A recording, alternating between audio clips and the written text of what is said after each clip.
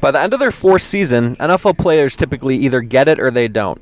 Sure, there are exceptions. Reggie Nelson and Ted Ginn were both draft busts, and they turned into 30-something late bloomers. But the spotlight now shines brighter than ever on the 2013 draft class. Unfortunate because many of us would love to forget it altogether. There are stars from this group for sure, but the arrow is pointing down on a lot more premium picks from this class. Some teams have already cut the cord, others have laid the groundwork for building Plan B. Let's take a look at which players should most clearly see the writing on the wall. Hi, I'm Arthur Arkush with Pro Football Weekly, and here's 5 2013 first-rounders who've been given even more not-so-subtle signs than not having their fifth-year options picked up, that they're on the dubious cusp of draft bust status. Number 5, DJ Hayden, Raiders cornerback. What Reggie McKenzie has built over the past 4 years is even more impressive when considering his first pick in Oakland was Hayden, the diminutive Houston product who entered the NFL after a near-death injury and fortunately hasn't had further complications health-wise, but unfortunately now needs to resuscitate his career.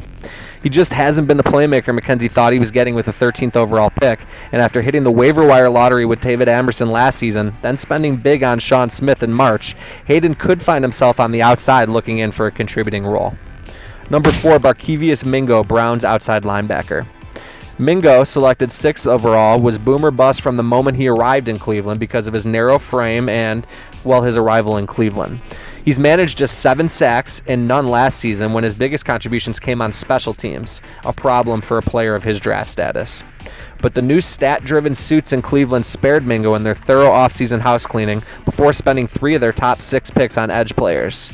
Mingo is bulked up this offseason and reunites with Ray Horton, who oversaw the pass rusher's only semi-productive season as a rookie. Number 3, Cordarrelle Patterson, Vikings receiver. 2 of Rick Spielman's 3 first-rounders became valuable contributors on a defense with as much talent as any in football. The final one, Patterson at number 29 overall, has contributed so little at receiver since his Pro Bowl rookie year his face is on milk cartons. Cordarrelle has been a dynamic return man, but where he's been needed most at receiver was barren before Spielman spent his first pick this year on Laquan Treadwell and the first ever NFL draft pick on a European. That both players boast the size and big playability Spielman thought he found in Patterson, a dynamic triple threat as a rookie who hasn't taken the necessary steps on or off the field since, isn't a coincidence. Number 2, Luke Joeckel, Jaguars tackle. At least the player chosen first overall, Eric Fisher, hasn't exactly excelled. But he hasn't been as bad as Joeckel, number 2 overall, either, nor have the Chiefs already found his potential replacement. Joeckel seemed to improve last year prior to a disastrous finale versus the Texans, who notched 5 of their 8 sacks against Jacksonville's ill-equipped left tackle. He just hasn't shown the movement skills to fortify Blake Bortles' blindside, and the Jaguars planted the seed to do just that, signing Kelvin Beachum to a deal maxing out at $45 million this offseason. They're calling it a competition between the two at left tackle, but if Beacham's recovery from ACL surgery is swift, Joeckel will move inside, if he's playing at all. Number 1, Jonathan Cooper, Patriots.